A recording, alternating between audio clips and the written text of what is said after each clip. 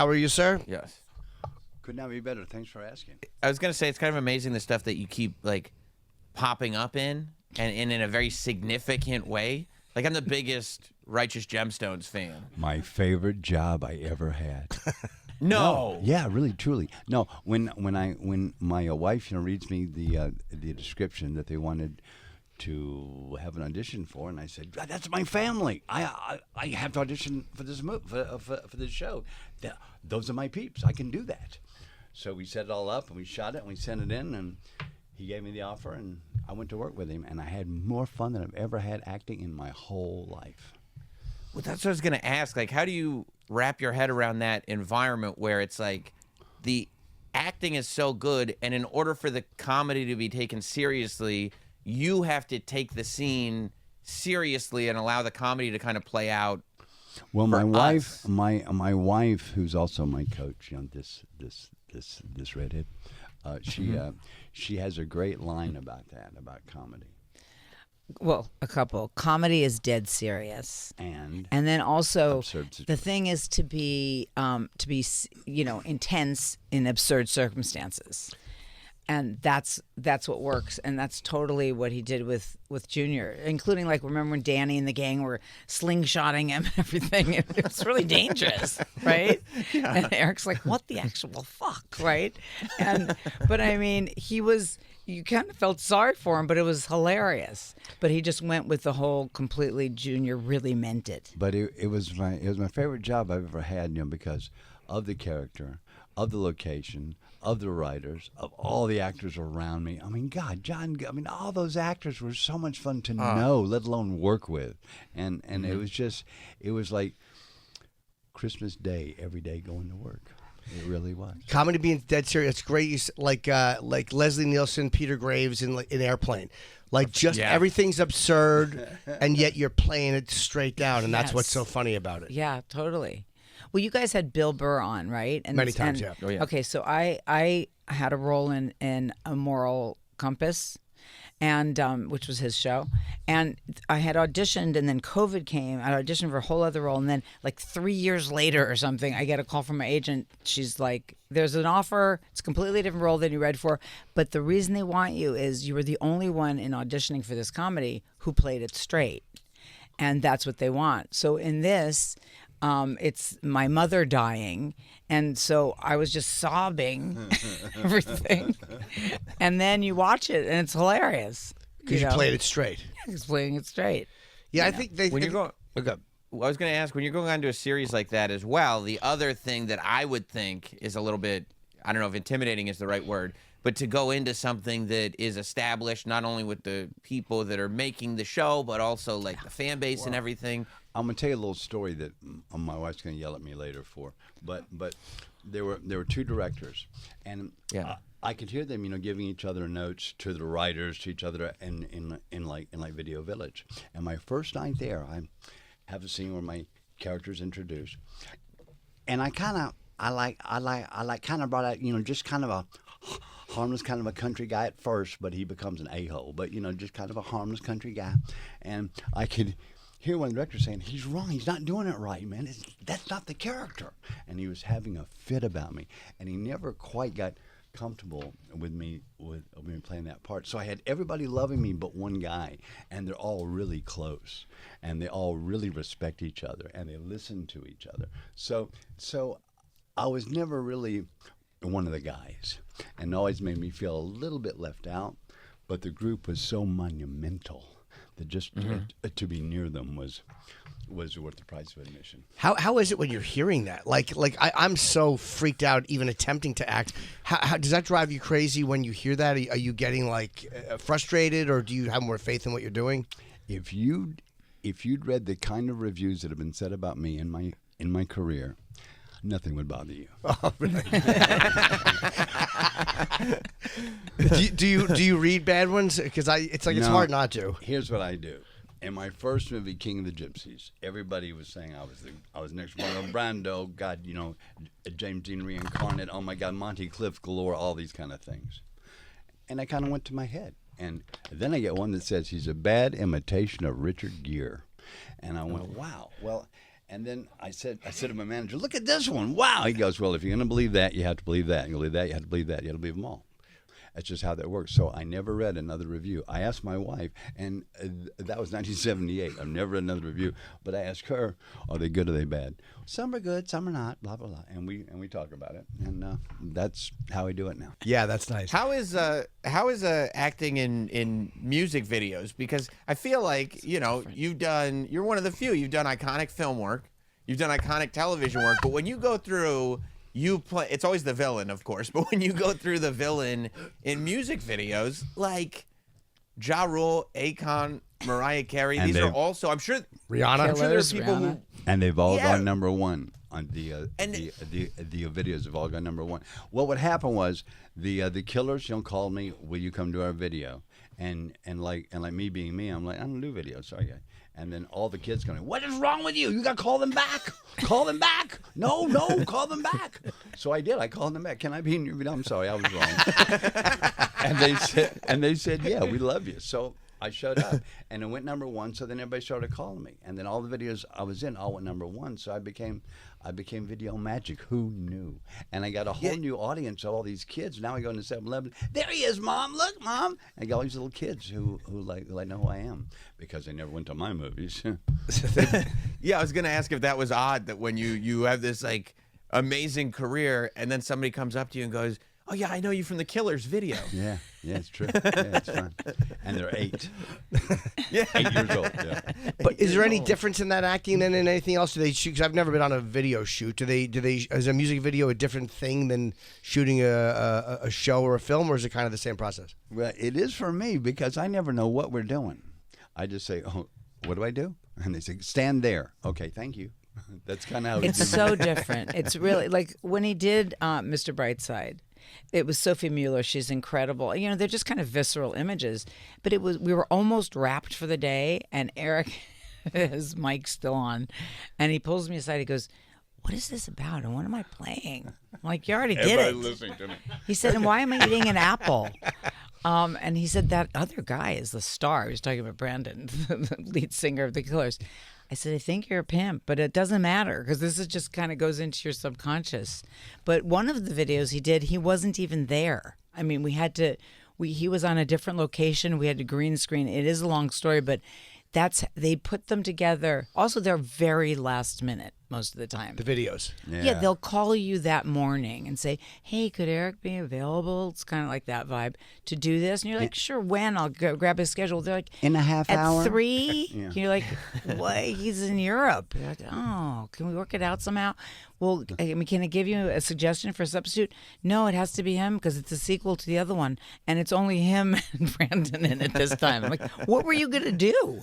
Right, if he said no or didn't want to do it or wasn't available. Or was gone like he was. But we always figure it out. It's always a happy story if you go through her. Yeah, that is.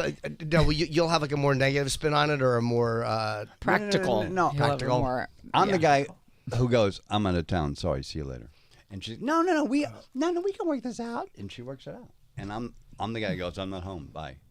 When you did you have been in so many iconic things that you did The Dark Knight, which when you guys are doing that, and you're watching what Heath Ledger is doing, like with this character that no one had gone as dark as he did. What were you? Did you have any idea when you were watching it what you were seeing, or do you not necessarily feel that on a set when you're in the middle of it? Well, we shot all the Chicago stuff in Chicago, and it was like just making a movie. Okay, here we go. Then we're supposed to go to Pinewood, but that was a lie. We're going to the old Zeppelin hangar 30 miles north of London that was 3 football fields wide, 3 stories tall, and you walk in those doors, and it's Gotham City. And if you're a movie geek, which I am, you're in heaven, dude. It's so cool. Me and Gary Oldman had so much fun. We just go walk around, play act. I mean, it was so much fun. It was a movie geek's fantasy come true. And Chris Nolan is all the things you're supposed to be as a director. He's the boss. It's a fascist system. You have that guy and everybody else. And that's how he runs the show. And he makes great movies. But in terms of and you like direct. Oh, yeah. I'm sorry. I didn't mean to. You go ahead. Well, in terms of what you ask about whether you're seeing this magnificence put together, I think that you do, but you're kind of in shock because a minute ago the person was just the person. But I think with Eric's type of work, which is also there's kind of no boundaries.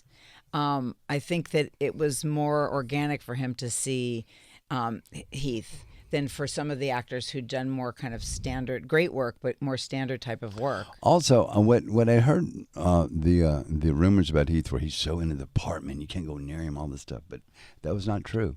He was like me. He was at work, and he was funny. He was charming. In fact, we had this big scene where he's got a long monologue with all the bad guys. Yeah. And where he puts a pencil through somebody's hand. You know that scene. And and he walks out. We haven't had a run through it yet. We're all like gathering. We all have our coffee. We all sit down. And Nolan says, "All right, run through rehearsal, action." And he starts doing his monologue, and he gets about halfway through it, and he stops and he turns towards us and he goes, "How am I doing?" He was just so likable and approachable and sweet and talented. And not dark like the character. Totally Not the at opposite. all. Yeah. Dude, he was a lovely human being. I'm so curious now because I'm visualizing it. When he asked, "How am I doing?" Did he do it as Heath or the Joker? Like what voice? As Heath. How am I doing? As Heath. Yeah. Interesting. He was being sweet, and he obviously went up on a line and was going to take a break. How am I doing? I mean, he was just likable. What I just described is what I felt from him. It was just likable. Like as much as I love, the Christopher Nolan movies, the Paul Thomas Anderson movies, I also love all these B movies that were clearly like shot in a day, and we can run through them. Let me tell you about a G movie. My wife, I come home from a big, long, expensive shoot, and you're making lots of money. I'm taking some time off. No, you're not, honey. You have to make this film in Iowa. Iowa. Well, who's shooting in Iowa? A film student, but he needs you for financing. Okay. And I used to resent it. I said, "Why is she doing this to me?" But then I realized it's so much fun to make a guy's life for a whole month of his life to show Eric's here. I got a movie, and so I learned to love it, and I learned to love her even more for it. Yeah. What's Paul Thomas Anderson like to work with? He's an example of that job, in that he also is very removed. It's like it's him and everybody else. Only he's in everybody else's face, though. He's in every department. He's in all the stuff, and he directs like this. He directs like that. Wow. He's right in your face, and he tells you just what he wants and how he wants it. And okay, now go. And it's like an adventure. It's like a quiet, secret adventure working for him. Some guys let you kind of do what you want with a little bit of breathing room, right? Like they said, Aaron Sorkin is very, very much into say exactly what I wrote. He's a writer. Yeah, and some guys are a little bit freer in what they let you do, right? They give you a little bit more room. Do you have a preference as to would you prefer to do it exactly as they want or have some room? It's like when they say, "Do you like redheads or blondes?" They're women. I like women. Yeah, it's like it's not an issue. But so no, I like it all. And if a guy has a technique, a director, then I have to follow his technique. I have to follow how he is making his movie. It's his baby, and that's how I act with my bosses. And so what are you working on right now? I know we've had you for a while. I appreciate you staying for as long as you have. Are you, besides the book, are you shooting right now? Are you in the middle of a project? It turns to me. See, this is the part that never recovered after the accident. What am I doing? Here's what's funny. No, I'm doing so much stuff that I turn to her to explain it, because if I start to explain it, I'll spend out of order and wrong. So I turned to her. Well, we came here from location. Where on Long Island we do a lot of movies with Candace Cain. This is a movie called Wedding Bell, Belle, after a character named Belle. And we play a middle-aged couple getting married for the first time. And we got married, and so that's what we've been doing for the last few days. And then Eric is off to Budapest to sign autographs, and then he's going to Cannes. Oh. For a film called Skeleton Coast, which he shot in Africa with some wonderful, wonderful people. They're just debuting the trailer. But there was a time when he wasn't going to go to Cannes for the debut of a trailer of a very indie movie. But I mean, he's already in Budapest. We kind of were able to squeeze it in. Dr. Rico Simonini, who's a brilliant physician and also an actor and filmmaker, has never been to Cannes, though he's been in a lot of films that have gone to Cannes. So he, instead of me going, we're sending Rico. So this is all, like, it's like a playground. Yeah. I mean, they're flying you everywhere. It's got to be fun just to get on a plane and go somewhere. crazy. You get great accommodations, a great flight. It's nuts. It's nice. You know, I love being famous like I love her. I like it a lot, okay? Except in airports and airplanes, because everybody has a phone and they're all going to use it and they all want 5 minutes. And there's a lot of people who line up for it. It's the only place I like being famous. I love being famous. It's so much fun. Except airports, airplanes. Yeah. Not fun. Not fun. I'm trying to think if there was one more thing I had. Was there anything you had said? There was one more question that's been bugging me, and I can't. I just lost it. It's okay. You'll come back. I know.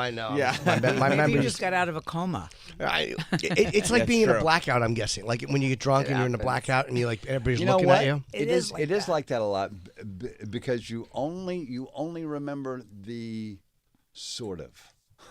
You don't remember. You sort of, yeah, it was a cab. Right, the associations.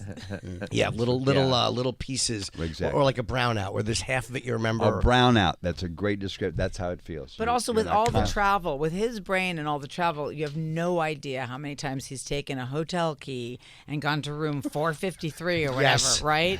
And then he'll call me like, God damn it, I hate this hotel. This isn't working. I'll be like, because either you're in the wrong hotel or you're on the 11th floor this time, Eric. That was a year ago. This has happened like several times. It's like not unusual. Every time. I know what I want to ask you about. Yes. Before we wrap up, and I appreciate you coming very much, is the fact that acting got you over stuttering, which I think is amazing. And Me too. when you would stutter, was it a tension thing that caused that, or like a? I don't know. You know, it could be a lot of things, but whatever it was with me, I could not speak. I'd be in grammar school, and I go around the room, everybody reads, and I would count the people, count the paragraphs. I'd find mine, I'd learn it, and if I learned it, I was cool. But if somebody effed up and they got skipped, I didn't know my paragraph, and I would stutter my ass off, and the whole class would laugh, and it was really an emotional journey to go to school and to talk funny, and it was really hard. And when I became an actor, I decided I'd done probably about a dozen plays by the time I was 7, and because I remember being 7 years old, and this a full-length mirror that my mother used, and I walked up to it and went, I'm gonna be an actor, and I said that to myself just like that. I'm gonna be an actor, and I became an actor that day. I was gonna always be an actor, and Did it help with the stuttering?